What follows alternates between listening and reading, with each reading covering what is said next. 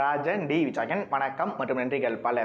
பாமகலப்பம் 2 first பார்ட்டில் நடந்த இன்சிடென்ட்ஸ்லேருந்து வெளியே வரதுக்காக நம்ம பிரியாமணி அவர்களோட ஃபேமிலி வேறு வீட்டுக்கு ஷிஃப்ட் ஆகுறாங்க.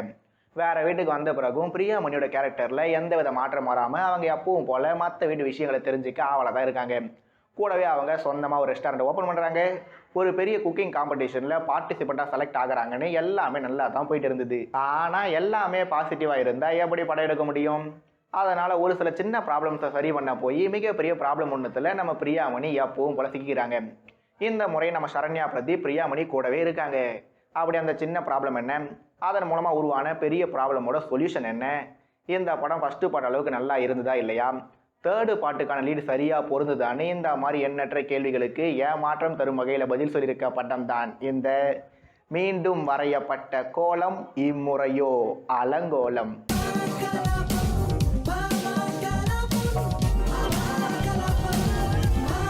பாமகலப்பம் ஃபஸ்ட்டு பார்ட் ரிலீஸ் ஆனப்போ அந்த படம் மேலே எனக்கு பெரிய எக்ஸ்பெக்டேஷன்லாம் எதுவும் இல்லை. ஆனால் அந்த படத்தை பார்த்து முடித்தப்போ நான் அளவில்லா சந்தோஷத்தை அடைஞ்சிருந்தேன். அந்த சந்தோஷத்தை பற்றி பல வீடியோக்கள்லையும் பேசியிருந்தேன். இப்போ இந்த பாமகலப்பம் 2 போன வாரம் ரிலீஸ் ஆனதுன்னு தெரியாது. படம் ரிலீஸ் ஆகி 5-6 நாள் ஆன பிறகு எதிர்ச்சா இந்த படம் ரிலீஸ் ஆனது எனக்கு தெரிய வந்த அடுத்த நொடியே மிகப்பெரிய எதிர்பார்ப்போடவும் பல மடங்கு ஆவலோடவும் இந்த படத்தை பார்க்க போன எனக்கு என்ன தெரியுமா கிடைச்சது? ஒரு பக்கம் ஏமாற்றம், மறுபக்கம் கோபம். ஆக மொத்தம் இந்த பாமகலப்பம் 2 ஃபஸ்ட்டு பார்ட்டை பார்த்த ரசிகர்களுக்கு மன வருத்தத்தை தான் பரிசாக தந்திருக்கு. ஏன்னா ஃபஸ்ட்டு பார்ட்டோட மேக்கிங் எப்படி, அந்த படத்தில் humour, sentiment, suspense, twist and turns, award winning performance, அதை எலவேட் பண்ணுற டெக்னிக்கல் அம்சங்கள்னு ஃபஸ்ட்டு பார்ட்டில் இல்லாத விஷயங்களே இல்லை. ஆனால் இந்த செகண்ட் பார்ட்டில் ஃபஸ்ட்டு பார்ட்டில் இருந்த நடிகைகள் ஒரு சிலர் இருக்காங்க. ஆனால் அவங்க ஃபஸ்ட்டு பார்ட்டில் நடித்த மாதிரி நடிக்கலை. டேரக்டரில் தொடங்கி சினிமோட்டோகிராஃபர், எடிட்டர்னு டெக்னிக்கல் டீமை சேர்ந்தவங்களும் ஃபஸ்ட்டு பார்ட்டில் பண்ண மாதிரி இந்த படத்தில் ஒர்க் பண்ணலை.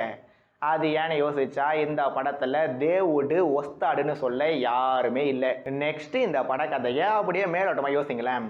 ஃபாரின்லேருந்து போதை பொருளை ஒரு டிராஃபி மாதிரி டிசைன் பண்ணி அதை இந்தியாவுக்கு கொண்டு வராங்க. அதை விற்க ஒருத்தர் ட்ரை பண்ணுறாரு. அதோட வேலை 1000 கோடியாமா. அதை நம்ம பிரியாமணி அண்ட் கேங் எப்படியாவது ஆட்டியோ படணும்னு ட்ரை பண்ணுறாங்க. அதுக்கு பிளான்ன்ற பேரில் ஒரு சில எக்ஸ்பிளனேஷனை வேற சொல்கிறாங்க. அந்த பிளானை கேட்டு சிரிக்காத ஒரே ஒருத்தரை மட்டும் யாராவது காட்டுங்க, இந்த படம் வேற லெவலில் படம்னு சொல்லி இந்த ரிவ்யூ நான் இங்கேயே முடிச்சுக்கிறேன். ஆனால் அதுக்கு வாய்ப்பு இல்லை ராஜா, வாய்ப்பே இல்லைன்னு சொல்கிற மாதிரி இவங்க போட்ட பிளான் இருக்கு. வென்டிலேஷன் டக்ட்னு சொல்கிறாங்க, கிரேனுன்னு சொல்கிறாங்க, பொசக்குன்னு பவரை கட் பண்ணுறாங்க, ஒய்ஃபை, சிசிடிவின்னு இவங்க எதையோ கண்ட்ரோல் பண்ணாங்க. எல்லாத்தையுமே நான் தாங்கிக்கிட்டேன். ஆனால் ஒரு டாகை நம்ம பிரியாமணி கண்ட்ரோல் பண்ணுற மாதிரி ஒரு சீனை வச்சாங்க பாருங்க, அதை மட்டும் நான் மன்னிக்கவே மாட்டேன். ஏன்னா குரல் கொடுக்க முடியாதவங்களுக்காக குரல் கொடுக்குறவங்க தான் உண்மையான குடிமகனாமா. நெக்ஸ்ட்டு இந்த படத்தில் ஒரு குக்கிங் காம்படிஷன் வருது. இது India famous, world famous, entire galaxy famous cooking காம்படிஷன்ற அளவுக்கு இவங்க பில்டப்பை தந்துட்டு வந்தாங்க. அந்த குக்கிங் காம்படிஷனில் நம்ம பிரியாமணி செலக்ட் ஆகியிருப்பாங்க.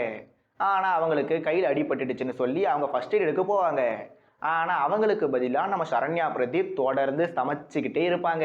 சரி, இது டூயல் மெம்பர் குக்கிங் காம்படிஷன் போலன்னு யோசிச்சா ஒரு கட்டத்துக்கு மேலே அந்த குக்கிங் காம்படிஷனை அப்படியே டீலில் விட்டுட்டு திடீர்னு அங்கேயே பாடுறாங்க, டான்ஸு ஆடுறாங்க. அதை தொடர்ந்து துப்பாக்கியால் சுட்டுக்கிறாங்கன்னு எதுவுமே சரியாக இல்லாமல் ஜஸ்ட்டு லைக் தட்னு சீன்ஸை எடுத்தது கூட தப்பு இல்லை. ஏன்னா இந்த மாதிரி பல பங்கமான படங்களை நாம் எல்லாரும் வாரம் பார்த்துட்டு தான் வரமே. ஆனால் அது பாமகலப்பம் 2ன்ற பேரில் வந்ததை நினைக்கும் போது தான் ரொம்பவே ஃபீலிங்காக இருக்குது. அடுத்து இந்த படத்தோட ஓப்பனிங்கில் ஒரு செக்யூரிட்டி யூனிஃபார்ம் போட்ட ஒரு தாத்தா ஒருத்தரை காட்டுவாங்க. நம்ம பிரியாமணி ஒரு பொம்மை கார் ஒன்றத்தை ஒருத்தர்கிட்ட கொடுப்பாங்கன்னு இவங்க ஒரு சில எலமெண்ட்ஸை சர்ப்ரைஸ் எலமெண்ட்ஸ்ன்ற பேரில் வச்சுருந்தாங்க. ஆனால் அது நமக்கு சர்ப்ரைசிங்காக இருந்ததானா, இதை தான் நைட்டு ஃபுல்லாக உட்காந்து ஒட்டிட்டு இருந்தியான்னு தான் யோசிக்க தோணுது. அடுத்து இந்த படத்தில் பிரியாமணி நடிச்சிருக்காங்க, சரண்யா பிரதீப் காமெடி பண்ணியிருக்காங்க, சீரத்து கபூர் கவர்ச்சி காட்டியிருந்தாங்க, ரகு முகர்ஜி வில்லத்தனம் பண்ணியிருந்தாரு. ஆனால் இவங்க பண்ண எதுவுமே நமக்கு யதார்த்தமாக ஃபீல் ஆகாமல் முழுக்க ஆர்டிஃபிஷியலான அனுபவத்தை தான் நமக்குள்ள உருவாக்கியிருந்தது. இதில் இவங்க எல்லாரும் சேர்ந்து நம்மளை அழ வைக்கவும் ட்ரை பண்ணியிருந்தாங்க.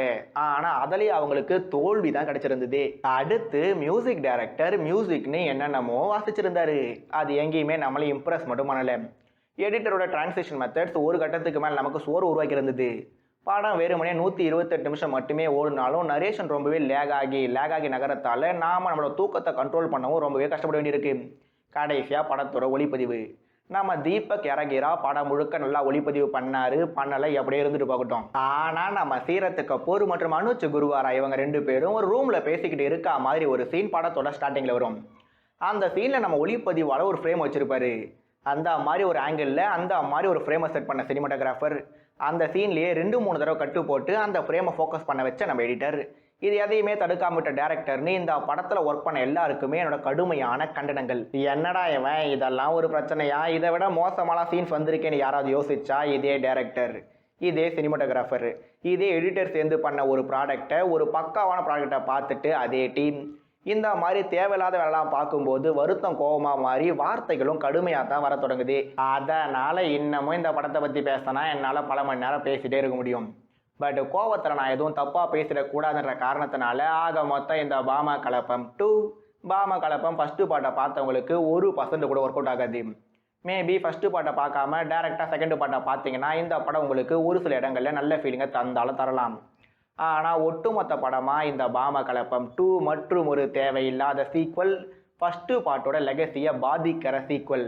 இதில் தேர்டு பாட்டுக்கு வேறு லீடு தந்திருக்காங்க. அப்படி தேர்டு பாட்டு வந்தாலும் நான் அந்த படத்தை கண்டிப்பாக பார்க்க தான் போகிறேன்.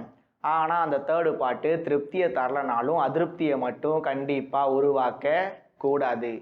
மீண்டும் இன்னொரு வீடியோ சந்திக்கும் வரை இது ராடி ரிவ்யூ. நான் ராஜன் டி. நன்றிகள் பல மற்றும் வணக்கம்.